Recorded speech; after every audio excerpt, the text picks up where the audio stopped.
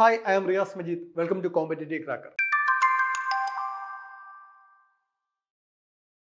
അപ്പോൾ നമ്മൾ കേസ് പോളിറ്റിയിൽ നിങ്ങൾക്ക് പോളിറ്റിയിൽ നിന്നും ഏറ്റവും കൺഫ്യൂസിങ് ആയി തോന്നുന്ന കുറച്ച് സ്റ്റേറ്റ്മെന്റ്സ് ആണ് നമ്മൾ നോക്കാൻ പോകുന്നത്. ഈ സ്റ്റേറ്റ്മെന്റ്സ് എന്തുകൊണ്ടാണ് കൺഫ്യൂസ്ഡ് ആവുന്നത്, ആ കൺഫ്യൂഷൻ എങ്ങനെ മാറ്റാം, ഇത്തരത്തിലുള്ള കാര്യങ്ങളൊക്കെ നമുക്ക് നോക്കാം. കാരണം നിങ്ങൾക്കറിയാം, പ്രിലിംസിന് സ്റ്റേറ്റ്മെന്റ് വൈസ് ക്വസ്റ്റ്യൻസിൽ ആ ഒരു സ്റ്റേറ്റ്മെന്റ് ക്ലാരിറ്റി കിട്ടിയിട്ടില്ലെങ്കിൽ ആ ചോദ്യം തെറ്റിപ്പോകും. അപ്പം നമ്മൾക്ക് ഫസ്റ്റ് നമ്മുടെ ഈ കൺഫ്യൂസിങ് സ്റ്റേറ്റ്മെന്റ് സീരീസിലെ പാർട്ട് 1 ആണ് നമ്മൾ ഡിസ്കസ് ചെയ്യാൻ പോകുന്നത്. അപ്പോൾ ഫസ്റ്റ് സ്റ്റേറ്റ്മെന്റ് നോക്കാം. Original constitution contains fundamental duty. Original കോൺസ്റ്റിറ്റ്യൂഷനിൽ ഫണ്ടമെന്റൽ ഡ്യൂട്ടി ഉണ്ട്. ഈ സ്റ്റേറ്റ്മെന്റ് ശരിയാണോ തെറ്റാണോ? ഇത് ശരിയാണോ തെറ്റാണോ? ഇത് തെറ്റാണ്. എന്തുകൊണ്ടാണ് ഇത് തെറ്റ്? ഇത് തെറ്റാനുള്ളൊരു കാരണം നിങ്ങൾക്കറിയാം, പ്രസന്റ് കോൺസ്റ്റിറ്റ്യൂഷനിൽ ഫണ്ടമെന്റൽ ഡ്യൂട്ടീസ് ഉണ്ട്. പ്രസന്റ് കോൺസ്റ്റിറ്റ്യൂഷനിൽ എത്ര ഫണ്ടമെന്റൽ ഡ്യൂട്ടി ഉണ്ട്? നമുക്ക് 11 ഫണ്ടമെന്റൽ ഡ്യൂട്ടീസ് ഉണ്ട്. We have 11 fundamental duties. പക്ഷേ ഈ സ്റ്റേറ്റ്മെന്റ് തെറ്റുന്നു. എന്തുകൊണ്ട് തെറ്റുന്നു? തെറ്റാനുള്ള കാരണം ഈ വാക്കാണ്, ഒറിജിനൽ കോൺസ്റ്റിറ്റ്യൂഷൻ. ഈ ഒറിജിനൽ എന്നുള്ള വാക്കുകൊണ്ട് മീൻ ചെയ്യുന്നത് കോൺസ്റ്റിറ്റ്യൂഷൻ ഡ്യൂറിങ് ദ എനാക്ട്മെന്റ്. ഭരണഘടന നിലവിൽ വന്നപ്പോൾ ഭരണഘടനയിൽ ഫണ്ടമെന്റൽ ഡ്യൂട്ടീസ് ഉണ്ട് എന്നാണ് ഈ സ്റ്റേറ്റ്മെന്റ് അർത്ഥമാക്കുന്നത്. അപ്പോൾ അങ്ങനെ ഭരണഘടന നിലവിൽ വന്നപ്പോൾ ഭരണഘടനയിൽ ഫണ്ടമെന്റൽ ഡ്യൂട്ടീസ് ഉണ്ടോ? ഇല്ല. ഫണ്ടമെന്റൽ ഡ്യൂട്ടീസ് പിന്നീട് 42ാമത്തെ ഭരണഘടനാ ഭേദഗതിയിലൂടെ 42nd കോൺസ്റ്റിറ്റ്യൂഷണൽ അമെൻഡ്മെന്റിലൂടെ ആഡ് ചെയ്യുകയാണ് ചെയ്തത്. ഇതുമായി ബന്ധപ്പെട്ട് വേറൊരു സ്റ്റേറ്റ്മെന്റും കൂടി കേട്ടോ. All the fundamental duties added by 42nd amendment എന്നാണ് തന്നെങ്കിൽ അത് ശരിയാവുമോ? അതും തെറ്റും. കാരണം 42nd അമെൻഡ്മെന്റിലൂടെ 10 ഫണ്ടമെന്റൽ ഡ്യൂട്ടീസ് ആണ് ആഡ് ചെയ്യപ്പെട്ടത്. 11ാമത്തെ ഫണ്ടമെന്റൽ ഡ്യൂട്ടി ആഡ് ചെയ്യപ്പെടുന്നത് 86th അമെൻഡ്മെന്റിലാണ്. അപ്പോൾ മനസ്സിലാക്കേണ്ട കാര്യം, ഈ സ്റ്റേറ്റ്മെന്റ് എന്തുകൊണ്ട് തെറ്റുന്നു? Original constitution contains fundamental duty. തെറ്റ്. Present constitution contains fundamental duty എന്ന് പറഞ്ഞാൽ ശരിയാണ്. ഒറിജിനൽ എന്നുള്ള വാക്കുകൊണ്ട് അർത്ഥമാക്കുന്നത് കോൺസ്റ്റിറ്റ്യൂഷൻ നിലവിൽ വന്നപ്പോൾ ആ സമയത്ത് ഫണ്ടമെന്റൽ ഡ്യൂട്ടി ഉണ്ടായിരുന്നോ, അതാണ്. അപ്പോൾ ഫസ്റ്റ് സ്റ്റേറ്റ്മെന്റ് കഴിഞ്ഞു. നമുക്ക് സെക്കൻഡ് സ്റ്റേറ്റ്മെന്റിലേക്ക് പോവാം. In India we are following complete federalism.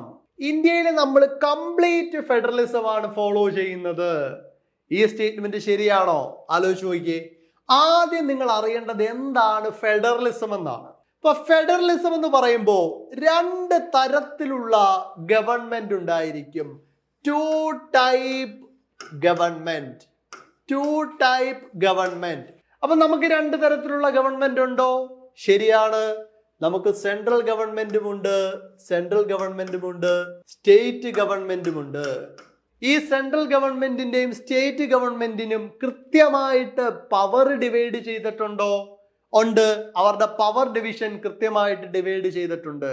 നമുക്കറിയാം, 7th ഷെഡ്യൂളിലുള്ള ലിസ്റ്റുകളിൽ union list, state list, concurrent list, ഇതിലൂടെ സ്റ്റേറ്റ് ലിസ്റ്റിലുള്ള കാര്യങ്ങളിൽ നിയമനിർമ്മാണം നടത്താൻ സ്റ്റേറ്റ് ഗവൺമെന്റിന് അധികാരമുണ്ട്. അതുപോലെ സെൻട്രൽ ലിസ്റ്റിലുള്ള കാര്യങ്ങളിൽ നിയമനിർമ്മാണം നടത്തുന്നത് സെൻട്രൽ ഗവൺമെന്റ് ആണ്. കൺകറന്റ് ലിസ്റ്റിൽ 2 ഗവൺമെന്റിനും നിയമനിർമ്മാണം നടത്താം. പക്ഷേ ഒരേ കാര്യത്തിൽ സെൻട്രൽ ഗവൺമെന്റും സ്റ്റേറ്റ് ഗവൺമെന്റും നിയമനിർമ്മാണം നടത്തുകയാണെങ്കിൽ സെൻട്രൽ ഗവൺമെന്റിനാണ് പ്രിഫറൻസ് ലഭിക്കുന്നത്. അപ്പോൾ ആ വാക്ക് ശ്രദ്ധിക്കുക. പ്രിഫറൻസ് അല്ലെങ്കിൽ കൂടുതലായിട്ടുള്ളൊരു ചായ്വ് സെൻട്രൽ ഗവൺമെന്റിലേക്കുണ്ട്. അങ്ങനെ സെൻട്രലും സ്റ്റേറ്റുമായിട്ടുള്ള പവർ ഡിവിഷൻ കംപ്ലീറ്റ് ആണെങ്കിൽ നമുക്ക് ആ രാജ്യം ഒരു ഫുള്ളി ഫെഡറൽ കൺട്രി ആണെന്ന് പറയാൻ പറ്റും. ഫുള്ളി ഫെഡറലിസത്തിന് അല്ലെങ്കിൽ കംപ്ലീറ്റ് ഫെഡറലിസത്തിന് എക്സാമ്പിൾ ആണ് United States of America. USA ഒരു കംപ്ലീറ്റ് ഫെഡറൽ കൺട്രി ആണ്. പക്ഷേ നമ്മളുടേത് കംപ്ലീറ്റ് ഫെഡറലിസം ആണോ? അല്ല. നമ്മളുടേത് ഒരു സെൻട്രലൈസിങ് ടെൻഡൻസിയുള്ള ഫെഡറലിസം ആണ്, ഒരു കേന്ദ്രീകൃത ടെൻഡൻസിയുള്ള ഫെഡറലിസം. ആ കേന്ദ്രീകൃത ടെൻഡൻസിയുള്ള ഫെഡറലിസത്തിനാണ് കോസി ഫെഡറൽ എന്ന് പറയുന്നത്. അതുകൊണ്ട് ഈ സ്റ്റേറ്റ്മെന്റ് തെറ്റാണ്.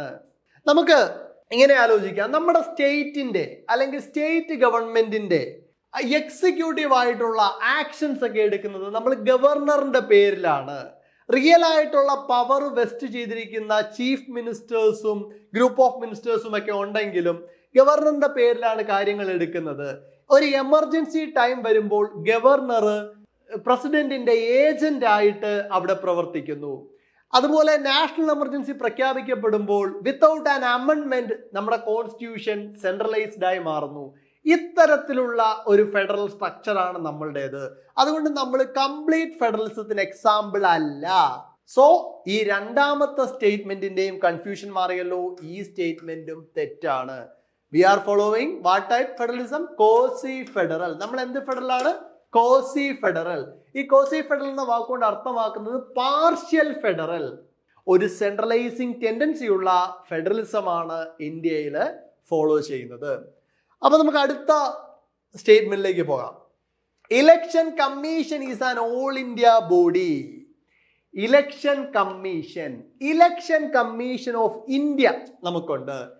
Election commission of India. അതുപോലെ സ്റ്റേറ്റ് ഇലക്ഷൻ കമ്മീഷൻ ഉണ്ട്.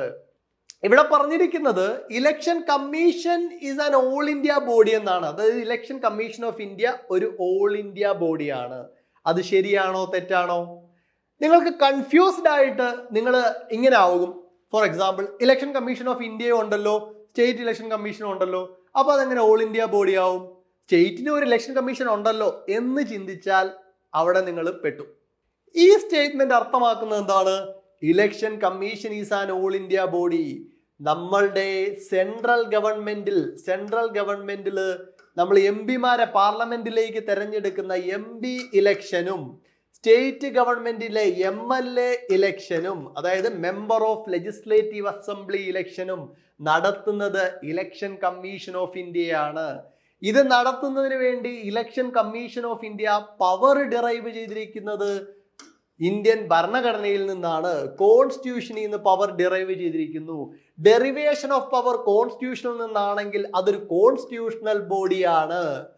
ഓക്കെ, ഇത്രയും കാര്യങ്ങൾ നിങ്ങൾക്ക് മനസ്സിലായല്ലോ. ഡെറിവേഷൻ ഓഫ് പവർ കോൺസ്റ്റിറ്റ്യൂഷനിൽ നിന്നാണെങ്കിൽ അതൊരു കോൺസ്റ്റിറ്റ്യൂഷണൽ ബോഡിയാണ്. ഇനി ഡെറിവേഷൻ ഓഫ് പവർ ഏതെങ്കിലും ആക്ടുകളിൽ നിന്നാണെങ്കിൽ, for example NHRC, national human rights commission, അത് ഹ്യൂമൻ റൈറ്റ്സ് ആക്ടിൽ നിന്നാണ് പവർ ഡിറൈവ് ചെയ്തിരിക്കുന്നത്. അതൊരു ആക്ട് അല്ലെങ്കിൽ സ്റ്റാറ്റ്യൂട്ടിൽ നിന്നാണ് പവർ ഡിറൈവ് ചെയ്തിരിക്കുന്നത്. അതുകൊണ്ട് അതൊരു സ്റ്റാറ്റ്യൂട്ടറി ബോഡിയാണ്. ഈ സ്റ്റേറ്റ്മെന്റ് പറഞ്ഞിരിക്കുന്നു election commission is an all India body. ഇത് ശരിയാണ്. കാരണം ഇന്ത്യയിൽ MLA ഇലക്ഷൻസും MP ഇലക്ഷൻസും നടത്തുന്നത് ഇലക്ഷൻ കമ്മീഷൻ ഓഫ് ഇന്ത്യയാണ്. അന്നപ്പോൾ എന്താണ് സ്റ്റേറ്റ് ഇലക്ഷൻ കമ്മീഷൻ നടത്തുന്നത്? ത്രിതല പഞ്ചായത്ത് ഇലക്ഷൻ നടത്താനുള്ള ബോഡിയാണ് state election commission. So this statement is correct. അപ്പൊ നമ്മൾ 3 സ്റ്റേറ്റ്മെന്റ്സ് കണ്ടു. അടുത്തത് നോക്കാം. CJI അല്ലെങ്കിൽ chief justice of India is the highest law officer of India. അതായത് ചീഫ് ജസ്റ്റിസ് ഓഫ് ഇന്ത്യ, ഇന്ത്യയിലെ chief justice highest law officer ആണെന്നാണ് പറഞ്ഞിരിക്കുന്നത്. ഈ സ്റ്റേറ്റ്മെന്റ് കേൾക്കുമ്പോഴും ചിലപ്പോൾ നിങ്ങൾ ഒരു കൺഫ്യൂഷൻ അടിക്കും. ചീഫ് ജസ്റ്റിസ് ഓഫ് ഇന്ത്യ ആണ്, പരമോന്നത നീതിപീഠത്തിന്റെ ന്യായാധിപനായിട്ടിരിക്കുന്ന chief justice of India highest law officer ആയിരിക്കുമെന്ന് ആലോചിക്കും. പക്ഷേ ഈ സ്റ്റേറ്റ്മെന്റ് തെറ്റാണ്. എന്തുകൊണ്ടാണ് ഈ സ്റ്റേറ്റ്മെന്റ് തെറ്റുന്നത്? CJI chief justice of India ഒരു ലോ ഓഫീസർ അല്ല. അപ്പോൾ എന്താണ് ഒരു law officer? Chief justice of India എന്ന് പറയുന്നത് ഒരു ജഡ്ജാണ്.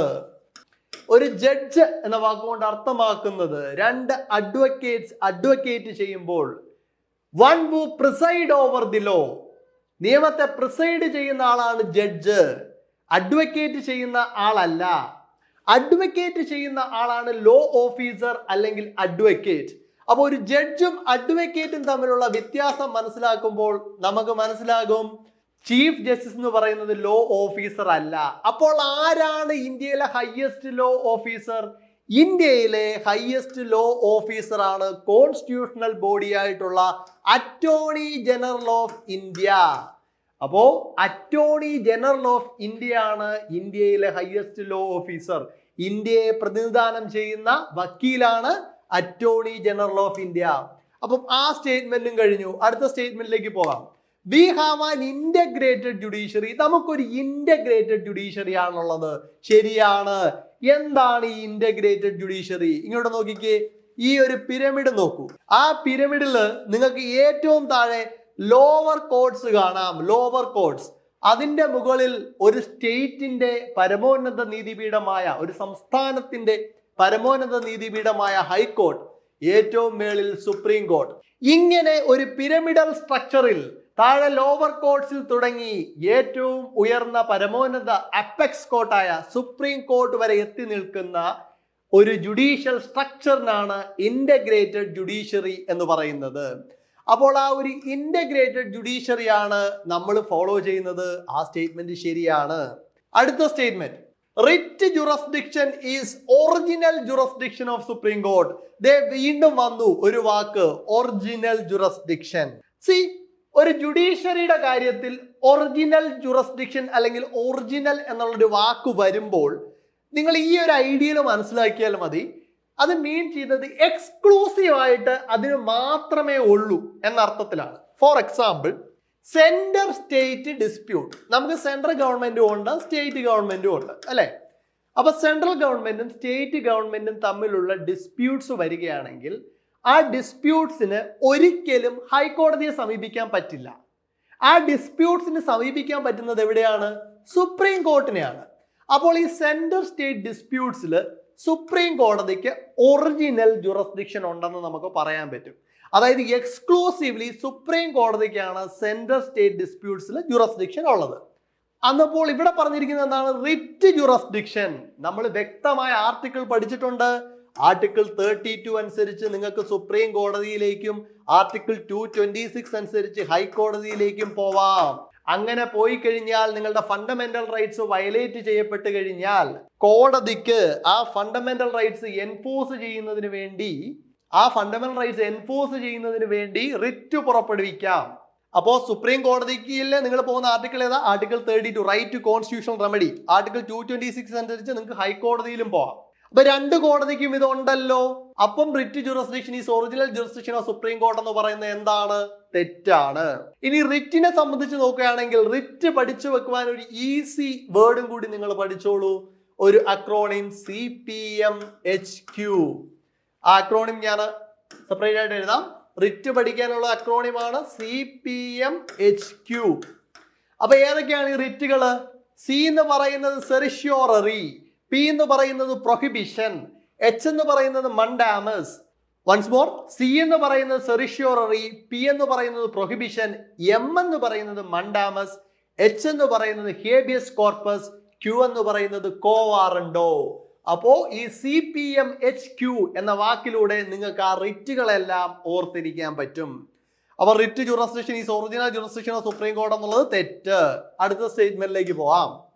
We are following state sponsored socialism. നമ്മൾ പ്രിയാമ്പിൾ പഠിക്കുന്നുണ്ട്. നിങ്ങൾ കോൺസ്റ്റിറ്റ്യൂഷൻ പഠിക്കുകയാണെങ്കിൽ ഏറ്റവും ആദ്യം മക്കളെ പഠിച്ചിരിക്കേണ്ട കാര്യം പ്രിയാമ്പിൾ ആണ്. കാരണം പ്രിയാമ്പിൾ ആണ് കോൺസ്റ്റിറ്റ്യൂഷന്റെ സത്ത, എസൻസ് എന്ന് പറയുന്നത് പ്രിയാമ്പിൾ ആണ്. പ്രിയാമ്പിളിന്റെ വാല്യൂസ് എല്ലാം നിങ്ങൾ കോൺസ്റ്റിറ്റ്യൂഷന്റെ പ്രൊവിഷൻസ് പഠിക്കുമ്പോൾ കാണാൻ കഴിയും. We the people of India having solemnly resolved to constitute India into a sovereign socialist secular democratic republic എന്ന് തുടങ്ങുന്ന പ്രിയാമ്പിളിൽ സോവറൈൻ സോഷ്യലിസ്റ്റ് എന്ന് പറയുന്ന സോഷ്യലിസം എന്ന വാക്ക് എടുത്തിട്ട് സ്റ്റേറ്റ് സ്പോൺസേർഡ് സോഷ്യലിസം എന്ന് ചേർത്ത് ഈ സ്റ്റേറ്റ്മെന്റ് മേക്ക് ചെയ്തിരിക്കുന്നു. അപ്പൊ നിങ്ങൾ മനസ്സിലാക്കണം, നമ്മുടെ സോഷ്യലിസം അല്ലെങ്കിൽ നമ്മുടെ പ്രിയാമ്പിളിൽ കാണുന്ന സോഷ്യലിസം എന്താണ്? നമ്മുടെ പ്രിയാമ്പിളിൽ കാണുന്ന സോഷ്യലിസം ഏത് തരത്തിലുള്ള സോഷ്യലിസമാണ്? നമ്മളുടെ സോഷ്യലിസം എന്ന ആശയം വന്നിരിക്കുന്നത് കമ്മ്യൂണിസം എന്ന പൊളിറ്റിക്കൽ ഐഡിയോളജിയിൽ നിന്നാണ്. ആ കമ്മ്യൂണിസ്റ്റിക് സോഷ്യലിസത്തിന്റെ അകത്ത് പറയുന്ന മറ്റൊരു പേരാണ് സ്റ്റേറ്റ് സ്പോൺസേർഡ് സോഷ്യലിസം. അവിടെ സ്റ്റേറ്റേ ഉണ്ടായിരിക്കുകയുള്ളൂ, അതായത് ഗവൺമെന്റേ ഉണ്ടായിരിക്കുകയുള്ളൂ, പ്രൈവറ്റ് ഇൻസ്റ്റിറ്റ്യൂഷൻസ് ഉണ്ടായിരിക്കുകയില്ല. പക്ഷെ നമ്മുടെ സോഷ്യലിസം എന്ന് പറയുന്നത് it's a mix of Gandhism and Marxism. ഗാന്ധിസത്തിന്റെയും മാർക്സിസത്തിന്റെയും ഒരു മിക്സ് ആണ് നമ്മുടെ socialism, leaning heavily towards the Gandhian form of socialism. അപ്പൊ നമ്മൾ എങ്ങോട്ടാണ് കൂടുതൽ ചായുന്നത്? ഗാന്ധിയൻ ഫോം ഓഫ് സോഷ്യലിസത്തിനാണ്. ആ തരത്തിലുള്ള സോഷ്യലിസത്തിന് പറയുന്ന മറ്റൊരു പേര് സ്റ്റേറ്റ് സ്പോൺസേർഡ് സോഷ്യലിസം എന്നല്ല, ഡെമോക്രാറ്റിക് സോഷ്യലിസം എന്നാണ്. So we are following a democratic socialism. നമ്മൾ ഫോളോ ചെയ്യുന്നത് എന്ത് സോഷ്യലിസമാണ്? Democratic socialism. ഇതിന്റെ അടിസ്ഥാനം എന്താണ്? We believe in the idea of mixed economy. നമ്മൾ വിശ്വസിക്കുന്നത് മിക്സ്ഡ് എക്കോണമി എന്ന ആശയത്തിലാണ്. മിക്സ്ഡ് എക്കോണമി എന്ന് പറയുന്നത് എന്താണ്? സാധാരണ കമ്മ്യൂണിസ്റ്റിക് ഫോം ഓഫ് സോഷ്യലിസത്തിൽ ഗവൺമെന്റ് മാത്രമേ കാണുകയുള്ളൂ. മിക്സ്ഡ് എക്കോണമിയിൽ both public and private sector coexist. Public സെക്ടറും ഉണ്ടാവും, പ്രൈവറ്റ് സെക്ടറും ഉണ്ടാകും. അങ്ങനെ കോ എക്സിസ്റ്റ് ചെയ്യുന്ന ഒരു സോഷ്യലിസമാണ് നമ്മുടെ ഇന്ത്യയിലുള്ള സോഷ്യലിസം. അതിന് പറയുന്നതാണ് എന്ത് സോഷ്യലിസം? Democratic socialism. സോ ഈ സ്റ്റേറ്റ്മെന്റ് തെറ്റാണ്. We are following state sponsored socialism എന്നുള്ളത് തെറ്റാണ്. ഈ സ്റ്റേറ്റ് സ്പോൺസേർഡ് സോഷ്യലിസത്തിന്റെ മറ്റൊരു പേരാണ് communistic socialism. But we are following a democratic type of socialism. Okay, അപ്പം പ്രിയാമ്പിളിലെ കീവേഡ്സ് എല്ലാം തന്നെ നോക്കി പോവുക. സോവറൈൻ എന്താണ്, സോഷ്യലിസ്റ്റ് എന്താണ്, സെക്യുലർ എന്താണ്, ഡെമോക്രാറ്റിക് എന്താണ്, റിപ്പബ്ലിക് എന്താണ്. നെക്സ്റ്റ് സ്റ്റേറ്റ്മെന്റ് നോക്കാം. 42nd Amendment added a new word secular in preamble. From then our country becomes secular. അതായത് 42ാമത്തെ അമെൻമെന്റ് പുതിയ ഒരു വാക്ക് പ്രിയാമ്പിളില് ആഡ് ചെയ്തു. ആ വാക്ക് ഏതാണ്? സെക്യുലർ ആണ്. അത് കഴിഞ്ഞ ആ സ്റ്റേറ്റ്മെന്റ് വീണ്ടും കണ്ടിന്യൂ ചെയ്യാണ്. In preamble from then our country become secular. അവിടെ മുതൽ നമ്മുടെ കൺട്രി സെക്യുലർ ആയി. ശരിയാണോ തെറ്റാണോ? ഇത് അട്ടർ നോൺസെൻസ് ആണ് ഈ സെന്റൻസ്. എന്തുകൊണ്ട് ഇത് തെറ്റുന്നു? ഇവിടം വരെ ഇത് കറക്റ്റാ. 42ാമത്തെ അമെൻമെന്റിലൂടെയാണ് മതേതരത്വം അല്ലെങ്കിൽ സെക്യുലർ എന്നുള്ള ഒരു വാക്ക് ഇന്ത്യൻ കോൺസ്റ്റിറ്റ്യൂഷനിലെ പ്രിയാമ്പിളില് ആഡ് ചെയ്യപ്പെട്ടത്. പക്ഷേ രാജ്യം അന്നു മുതലല്ല സെക്യുലർ ആയി മാറിയത്. രാജ്യം ഒറിജിനൽ കോൺസ്റ്റിറ്റ്യൂഷൻ ഇറ്റ്സെൽഫ്, കോൺസ്റ്റിറ്റ്യൂഷൻ എന്ന് നിലവിൽ വന്നോ, രാജ്യം എന്ന് സ്വതന്ത്രമായോ, അന്നു മുതൽ ഇന്ത്യ സെക്യുലർ ആണ്. നമുക്ക് right to freedom of religion, ഇഷ്ടമുള്ള മതം സ്വീകരിക്കുവാനും നിങ്ങളുടെ ആശയങ്ങൾ പ്രചരിപ്പിക്കുവാനും ഉള്ള അവകാശം നിങ്ങളുടെ ഭരണഘടന നിലവിൽ വന്നപ്പോൾ തന്നെ നിങ്ങൾക്ക് ലഭിച്ചു. ഭരണഘടന നിലവിൽ വന്നപ്പോൾ തന്നെ രാജ്യത്തിൻ്റെതായ ഒരു റിലിജിയൻ ഇല്ല. We are giving equal importance to all religion and the state doesn't have a state sponsored religion. അതുകൊണ്ട് തന്നെ രാജ്യത്തെ ഭരണഘടന നിലവിൽ വന്നപ്പോൾ തന്നെ, ഇന്ത്യ സ്വതന്ത്രമായപ്പോൾ തന്നെ നമ്മൾ സെക്യുലർ ആണ്. പക്ഷേ 42ാമത്തെ അമെൻമെന്റിലൂടെ ചെയ്തത് എന്താണ്? 42ാമത്തെ അമെൻമെന്റിലൂടെ ഇംപ്ലിസിറ്റ് ആയ സെക്യുലർ എന്നുള്ള ഒരു വാല്യൂവിനെ പ്രിയാമ്പിളിൽ ആഡ് ചെയ്യുക മാത്രമാണ് ചെയ്തത്. സോ ഇവിടം വരെ ഈ സ്റ്റേറ്റ്മെന്റ് ശരിയാണ്. പക്ഷേ ഇങ്ങോട്ട് വരുമ്പോൾ ഈ സ്റ്റേറ്റ്മെന്റ് മീനിങ് മൊത്തം മാറിപ്പോകും. അതായത് എങ്ങനെ വായിക്കേണ്ടി വരും? 42ാമത്തെ അമെൻമെന്റിലൂടെയാണ് ഇന്ത്യ സെക്യുലർ ആയെന്ന് വായിക്കേണ്ടി വരും. അതുകൊണ്ട് ഇത് തെറ്റാണ്. ക്ലിയർ ആയെന്ന് വിശ്വസിക്കുന്നു. നെക്സ്റ്റ് ക്വസ്റ്റ്യനിലേക്ക് പോവാം. We adopted parliamentary form of government like Britain. We are also republic. Okay, ഇതിന്റെ അകത്തും നമ്മൾ നേരത്തെ സെക്യുലറിൽ കണ്ട പോലത്തെ ഒരു ട്വിസ്റ്റ് ഉണ്ട്. ആ ട്വിസ്റ്റ് എന്താണെന്ന് വെച്ചാൽ, ആദ്യത്തെ സ്റ്റേറ്റ്മെന്റ് നോക്കിയേ. We adopted parliamentary form of government. നമ്മൾ പാർലമെന്ററി ഫോം ഓഫ് ഗവൺമെന്റ് ആണ് അഡോപ്റ്റ് ചെയ്തത്. കാരണം നമ്മൾ ബ്രിട്ടീഷ് ഭരണത്തിന് കീഴിലായിരുന്നു, ഒരു ബ്രിട്ടീഷ് കോളനി ആയിരുന്നു ഇന്ത്യ. അപ്പൊ ബ്രിട്ടനിൽ പാർലമെന്ററി ഫോം ഓഫ് ഗവൺമെന്റ് ആണ്. അതിന്റെ ഒരു അഡോപ്ഷൻ നമുക്ക് കാണാൻ കഴിയും. അവിടം വരെ ഈ സ്റ്റേറ്റ്മെന്റും ശരിയാണ്. We are all like Britain. ഇത് നോക്കിയേ, ബ്രിട്ടനെ പോലെ നമ്മൾ റിപ്പബ്ലിക് ആണ്. അത് ശരിയാണോ? തെറ്റാണ്. കാരണം എന്താ? നമ്മൾ റിപ്പബ്ലിക് ആണ്, പക്ഷെ ബ്രിട്ടൻ റിപ്പബ്ലിക് അല്ല. അപ്പൊ എന്താണ് റിപ്പബ്ലിക്? ഈ റിപ്പബ്ലിക് എന്ന വാക്കുകൊണ്ട് അർത്ഥമാക്കുന്നത് റെപ്രസെന്റേഷൻ ഓഫ് പബ്ലിക് എന്നാണ്. റിപ്പബ്ലിക് എന്ന വാക്ക് അർത്ഥമാക്കുന്നത് എന്താണ്? റെപ്രസെന്റേഷൻ ഓഫ് പബ്ലിക് എന്നാണ്. നിങ്ങളുടെ ഹെഡ് ഓഫ് ദി സ്റ്റേറ്റ്, രാജ്യത്തിന്റെ തലവനെ തെരഞ്ഞെടുക്കുന്നതിൽ ജനങ്ങളുടെ റെപ്രസെന്റേഷൻ ഉണ്ടെങ്കിൽ ആ രാജ്യം റിപ്പബ്ലിക് ആണ്. നമ്മുടെ പാർലമെന്ററി ഫോം ഓഫ് ഗവൺമെന്റിന്റെ പ്രത്യേകത, 2 തരത്തിലുള്ള ഹെഡുകൾ കാണും. ഒരു നോമിനൽ ഹെഡും കാണും, ഒരു റിയൽ ഹെഡും കാണും. ഓക്കെ, അപ്പൊ നമ്മൾ സെൻട്രൽ ഗവൺമെന്റ് വെച്ചിട്ട് എക്സാമ്പിൾ പറയാം. നമ്മുടെ നോമിനൽ ഹെഡ് സെൻട്രൽ ഗവൺമെന്റിൽ ആരാണ്? പ്രസിഡന്റ് ആണ്, പ്രസിഡന്റ് ഓഫ് ഇന്ത്യ. ഈ നോമിനൽ ഹെഡിന് സെറിമോണിയൽ ഹെഡ് എന്നും പറയും. ഈ റിയൽ ഹെഡ് എന്ന് പറയുന്നത് ആരാണ്? Council of ministers headed by prime minister. Council of ministers headed by prime minister, അല്ലെങ്കിൽ പ്രൈം മിനിസ്റ്റർ ആണ് റിയൽ ഹെഡ്. ഈ നോമിനൽ ഹെഡായിട്ടുള്ള പ്രസിഡന്റ് ഇലക്റ്റഡ് ആണ്. നമുക്കറിയാം പ്രസിഡന്റ് ഇൻഡയറക്ട്ലി ഇലക്റ്റഡ് ആണ്, നമ്മളൊന്നും പാർട്ടിസിപ്പേറ്റ് ചെയ്യുന്നില്ല, പക്ഷെ ഇലക്റ്റഡ് ആണ്. അതുകൊണ്ടാണ് നമ്മൾ റിപ്പബ്ലിക് ആവുന്നത്, അല്ലെങ്കിൽ നമ്മളുടെ രാജ്യം റിപ്പബ്ലിക് ആണ്. ഡെമോക്രാറ്റിക് പോളിറ്റിയെ, ജനാധിപത്യ ഭരണ സംവിധാനത്തെ, ഡെമോക്രാറ്റിക് പോളിറ്റിയെ നമുക്ക് രണ്ടായിട്ട് തരംതിരിക്കാം. Republic, monarchial. ഇതിൻ്റെ അകത്ത് മൊണാർക്കിയൽ ടൈപ്പ് ഓഫ് ഗവൺമെന്റ് ആണ് ബ്രിട്ടനിലുള്ളത്. കാരണം അവിടുത്തെ head of the state hereditary സക്സഷനിലൂടെയാണ് വരുന്നത്. അപ്പൊ കിങ് ഓർ ക്യൂൻ ആയിരിക്കും ബ്രിട്ടനിലെ ഹെഡ്. ആരുടെ പൊസിഷൻ കമ്പയർ ടു ഇന്ത്യ? പ്രസിഡന്റിന്റെ പൊസിഷനുമായിട്ട് കമ്പയർ ചെയ്യുമ്പോൾ അവിടെ വരുന്നത് നോമിനൽ ആയിട്ട് സെറിമോണിയൽ ഹെഡായിട്ട് വരുന്ന കിങ് ഓർ ക്യൂൻ ആണ്. So monarchial type of democratic system ആണ് ബ്രിട്ടനിലുള്ളത്. ബ്രിട്ടൻ അതുകൊണ്ട് റിപ്പബ്ലിക് അല്ല. പക്ഷേ ഇന്ത്യ എന്താണ്? റിപ്പബ്ലിക് ആണ്.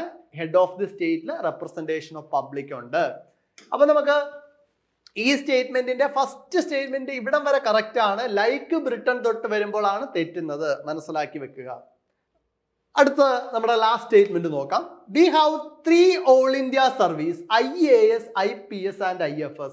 പിള്ളേരൊക്കെ ഈ പരീക്ഷയ്ക്ക് ഇത് വരുമ്പോ ശരിയാണല്ലോ, Indian administrative service, Indian police service, Indian foreign service എന്നൊക്കെ പറഞ്ഞിട്ട് ഇത് മൂന്നും ഓൾ ഇന്ത്യ സർവീസ് ആണെന്ന് പറഞ്ഞിട്ട് അങ്ങ് ശരിയാണെന്ന് പറഞ്ഞിട്ട് കറുപ്പിച്ചിട്ട് വരും. ഒരു മാർക്കിനായിരിക്കും ചിലപ്പോൾ KS പ്രിലിംസ് നഷ്ടമാകുന്നത്, അല്ലെങ്കിൽ പോയിന്റ് മാർക്കിനായിരിക്കും നഷ്ടമാകുന്നത്. ഒരു അശ്രദ്ധ മതി നമുക്കിപ്പം KS പ്രിലിംസ് ആയിക്കോട്ടെ, ഡിഗ്രി ലെവൽ പ്രിലിംസ് ആയിക്കോട്ടെ, എല്ലാം മാറുന്നത്. പിന്നീട് ഇരുന്നിട്ട് പരിതപിച്ചിട്ട് വലിയ കാര്യമൊന്നുമില്ല. സോ ഇതിനകത്ത് നോക്കിയാൽ we have 3 all India service. നമുക്ക് 3 ഓൾ ഇന്ത്യ സർവീസുകളാണ് ഉള്ളത്. അത് ശരിയാണ്, നമുക്ക് 3 ഓൾ ഇന്ത്യ സർവീസ് ആണ് ഉള്ളത്. IAS, ഇന്ത്യൻ അഡ്മിനിസ്ട്രേറ്റീവ് സർവീസ്, ശരിയാണ്. IPS, ഇന്ത്യൻ പോലീസ് സർവീസ്, അതും ശരിയാണ്, ഓൾ ഇന്ത്യ സർവീസ് ആണ്. IFS, ഈ IFS എന്ന് പറയുന്നത് ഇന്ത്യൻ ഫോറിൻ സർവീസ് ആണ്. ഇന്ത്യൻ ഫോറിൻ സർവീസ് ആണ്. ഫോറിൻ സർവീസ് എന്ന് പറയുന്നത് ഒരു സെൻട്രൽ സർവീസ് ആണ്, അത് ഓൾ ഇന്ത്യ സർവീസ് അല്ല. പക്ഷെ ഇങ്ങനെ കാണുമ്പോൾ ചിലർ ഓർക്കും, ചിലർ പഠിച്ചിട്ടുണ്ടാവും, ചിലർക്ക് 3 ഓൾ ഇന്ത്യ സർവീസും ഏതാണെന്നൊക്കെ അറിയാമായിരിക്കും. അതായത് ഞാൻ ഒന്നും കൂടി പറയാം. 3 ഓൾ ഇന്ത്യ സർവീസ് എന്ന് പറയുന്നത് Indian administrative service, Indian police service, Indian forest service. ഇതാണ് 3 ഓൾ ഇന്ത്യ സർവീസുകളായിട്ട് ഉള്ളത്. ഈ ഓൾ ഇന്ത്യ സർവീസുകളിലേക്കും ബാക്കി സെൻട്രൽ സർവീസുകളിലേക്കുമുള്ള ഗ്രൂപ്പ് A പൊസിഷനിലേക്ക് പരീക്ഷ നടത്തി ഉദ്യോഗാർത്ഥികളെ തിരഞ്ഞെടുക്കുന്നത് union public service commission, UPSC ആണ്. UPSC വർഷാവർഷം നടത്തുന്ന സിവിൽ സർവീസ് പരീക്ഷയിലൂടെയാണ് തിരഞ്ഞെടുപ്പ് നടക്കുന്നത്. അപ്പം നമ്മുടെ പോയിന്റിലേക്ക് തിരിച്ചു വന്നാൽ IFS എന്ന് പറഞ്ഞാൽ ഇന്ത്യൻ ഫോറിൻ സർവീസ് ആണ്. ഇന്ത്യൻ ഫോറസ്റ്റ് സർവീസിന്റെ ഷോർട്ട് ഫോം IFOS ആണ്. അത് വിട്ടുപോകരുത്, വിട്ടുപോയാൽ തെറ്റും. ഓക്കെ, അപ്പൊ ഇത് ക്ലിയർ ആയിട്ട് മനസ്സിലാക്കിയെന്ന് വിശ്വസിക്കുന്നു. അപ്പൊ നമ്മൾ 10ഓളം സ്റ്റേറ്റ്മെന്റ്സ് ക്വസ്റ്റ്യൻ ആണ് കണ്ടത്. ഇത് നമ്മൾ ലാസ്റ്റ് ചെയ്ത ക്വസ്റ്റ്യൻ ആണ് IAS, IPS, IFS. അപ്പൊ ഈ IAS, IPS, IFS കണ്ടില്ലേ, ഇതിൻ്റെ അത് ഇന്ത്യൻ അഡ്മിനിസ്ട്രേറ്റീവ് സർവീസിന്റെ ഭാഗമായി ഫ്യൂച്ചറിൽ മാറുവാൻ കഴിയുന്ന ആളുകളാണ് നിങ്ങൾക്ക് നേരിട്ട് യൂണിയൻ പബ്ലിക് സർവീസ് കമ്മീഷന്റെ പരീക്ഷ എഴുതാം. അല്ലെങ്കിൽ ഇപ്പോൾ കേരള സർക്കാർ കൊണ്ടുവന്ന KAS, കേരള അഡ്മിനിസ്ട്രേറ്റീവ് സർവീസ് പരീക്ഷ എഴുതി നിങ്ങൾ KAS കേഡറിലേക്ക് ജോയിൻ ചെയ്യുമ്പോൾ നിങ്ങളുടെ 1-2 പ്രൊമോഷനിലുള്ളിൽ നിങ്ങൾക്ക് ഒരു കൺഫേർഡ് IAS കിട്ടുവാൻ സാധ്യതയുണ്ട്. അപ്പോൾ നിങ്ങൾ ഒരു അണ്ടർ സെക്രട്ടറി ലെവലിലൊക്കെ ആയിരിക്കും ജോലി സ്റ്റാർട്ട് ചെയ്യുന്നത്. സിവിൽ സർവീസിന്റെ ഭാഗമായി നിങ്ങൾക്ക് മാറുവാൻ കഴിയും. അങ്ങനത്തെ ഒരു പരീക്ഷയാണ് KAS. അപ്പോൾ ഇങ്ങനത്തെ ഒരു ഓപ്പർച്യൂണിറ്റി വന്നിരിക്കുമ്പോൾ അതിന് ഒഴിവ് കുറവാണ്, അങ്ങനെ പഠിച്ചാൽ കിട്ടൂ, ഇതൊന്നും ആലോചിക്കാതെ പഠിക്കുക അങ്ങോട്ട്. നിങ്ങൾക്ക് ഒരു സീറ്റ് മതിയല്ലോ, നിങ്ങളതിനു വേണ്ടി ശ്രമിച്ചു നോക്കുക. എല്ലാ കാര്യവും നന്നായി ശ്രമിക്കുന്നവർക്കാണ് കിട്ടുന്നത്. അതുകൊണ്ട് തന്നെ നന്നായിട്ട് പഠിച്ചു നോക്കുക. നമ്മൾ KASന് വേണ്ടിയുള്ള ബാച്ച് സ്റ്റാർട്ട് ചെയ്തിട്ടുണ്ട്. നിങ്ങൾക്ക് ആ KAS ബാച്ചിൽ ജോയിൻ ചെയ്യാൻ കഴിയുന്നതാണ്. അതുപോലെ കേരളത്തിന്റെ സിവിൽ സർവീസാണ് KAS എന്ന് പറയുന്നത്. അപ്പോൾ കേരള സിവിൽ സർവീസിന്റെ ഭാഗമാകണമെങ്കിൽ നമ്മൾ KAS പരീക്ഷ ക്രാക്ക് ചെയ്യണം. അപ്പോൾ KAS പരീക്ഷയുടെ പ്രിപ്പറേഷൻ നിങ്ങൾക്ക് എല്ലാ രീതിയിലും ഹെൽപ്ഫുൾ ആയിട്ട് മാറും. കാരണം നമ്മൾ KASനൊക്കെ തയ്യാറെടുക്കുമ്പോൾ ഡിഗ്രി ലെവലൊക്കെ കുറച്ചും കൂടി നമ്മൾ അത്ര ഡീറ്റെയിൽഡ് ആയിട്ട് പഠിക്കും, കുറച്ചുകൂടി ഈസി ആയിട്ട് മാറും. അപ്പോൾ കോഴ്സ് ഫീച്ചേഴ്സ് എന്ന് പറയുവാണെങ്കിൽ KASന്റെ സിലബസ് അനാലിസിസ് വെച്ചിട്ട് സിലബസ് കംപ്ലീറ്റ് ചെയ്യുന്നുണ്ട്. ഓരോ ടോപ്പിക്കിൻ്റെയും ഡിസ്കഷൻസ് ഉണ്ടാവും, പ്രീവിയസ് ഇയർ ക്വസ്റ്റ്യൻസ് ഉണ്ടാവും. അതുപോലെ തന്നെ ഒരു പരീക്ഷയിൽ ഏറ്റവും ഇമ്പോർട്ടൻ്റ് ആയിട്ടുള്ള ഒരു കാര്യമാണ് നിങ്ങളുടെ നോളജിനോടൊപ്പം തന്നെ നിങ്ങൾ എത്ര മോക്ക് ടെസ്റ്റ് ചെയ്യുന്നു എന്നുള്ള കാര്യം. അപ്പോൾ KS-നൊക്കെ ആണെങ്കിൽ പ്രിലിംസും മെയിൻസും മോക്ക് ടെസ്റ്റ് ചെയ്ത് കഴിഞ്ഞാൽ നിങ്ങൾക്ക് ക്രാക്ക് ചെയ്യാനുള്ള സാധ്യത കൂടുതലാണ്. അതായത് വ്യക്തമായിട്ട് സിലബസ് പഠിക്കണം, എന്നിട്ട് നിങ്ങൾ മോക്ക് ടെസ്റ്റ് ചെയ്യണം. നിങ്ങൾക്ക് നിങ്ങളോട് തന്നെ ചോദിച്ചു നോക്കുക നിങ്ങൾ കൃത്യമായിട്ടാണോ പഠിക്കുന്നതെന്ന്. അപ്പോൾ നിങ്ങൾക്ക് മനസ്സിലാവും നിങ്ങൾക്ക് ക്രാക്ക് ചെയ്യാൻ പറ്റുമോ ഇല്ലെന്ന്. ഓക്കെ, ക്വിക്ക് നോട്ട്സ്, അതായത് നേരത്തെ നമ്മുടെ ക്ലാസ്സിൽ കണ്ടതുപോലെ കീവേഡ്സ് വെച്ചിട്ടുള്ള നോട്ട്സ് ഉണ്ടാവും. അതുപോലെ തന്നെ എലിമിനേഷൻ ടെക്നിക്സ്, ഒരു പരീക്ഷയ്ക്ക് എങ്ങനെ ഓപ്ഷൻസ് ഇപ്പോൾ ഓൺലി വരുന്നതും ഓൾ ഓഫ് ദി അബോവ് ഒക്കെ വരുമ്പോൾ എങ്ങനെ നമുക്ക് എലിമിനേറ്റ് ചെയ്യാം. അപ്പോൾ ഈ എലിമിനേഷൻ ടെക്നിക്ക് എന്നൊക്കെ പറയുന്നത് പ്യുവർലി നോളജ് ബേസ് ആണ്. അപ്പോൾ എലിമിനേഷൻ ടെക്നിക്കൊക്കെ വർക്ക് ചെയ്യണമെങ്കിൽ ആദ്യം നിങ്ങൾക്ക് നോളജ് ഉണ്ടായിരിക്കണം. വെറുതെ ഇപ്പോൾ നോളജ് ഒന്നും ഇല്ലാതെ വെറുതെ ഇങ്ങനെ കറക്കി കുത്തുക എന്നുള്ളതല്ല എലിമിനേഷൻ ടെക്നിക്ക് കൊണ്ട് ഉദ്ദേശിക്കുന്നത്. നിങ്ങൾക്ക് ഓൾറെഡി ഉള്ള ഒരു നോളജ് വെച്ചിട്ട് അത് അപ്ലൈ ചെയ്ത് എങ്ങനെ ഒരു MCQ ക്വസ്റ്റ്യൻ സോൾവ് ചെയ്യാം എന്നാണ് എലിമിനേഷൻ ടെക്നിക്കിൽ പറയുന്നത്. അപ്പോൾ നമ്മളിപ്പോൾ സ്റ്റാർട്ട് ചെയ്തിരിക്കുന്നത് പ്രിലിംസ് ഓൺലി ബാച്ച് ആണ്. അപ്പോൾ ഒരു പ്രിലിംസിൻ്റെ സിലബസ് കവറേജും അതുപോലെ തന്നെ പ്രിലിംസ് റിലേറ്റ് ചെയ്തിട്ടുള്ള MCQസും ഒക്കെ നിങ്ങൾക്ക് നമ്മുടെ ക്ലാസ്സിലൂടെ ലഭിക്കുന്നതാണ്. താല്പര്യമുള്ളവർ താഴെ കാണുന്ന നമ്പറിൽ വിളിച്ച് ജോയിൻ ചെയ്യുക. അപ്പോൾ നമുക്ക് കൺഫ്യൂസിങ് സ്റ്റേറ്റ്മെൻറ്റ്സിൻ്റെ നെക്സ്റ്റ് ഒരു സീരീസുമായി ഇനിയും കാണാം.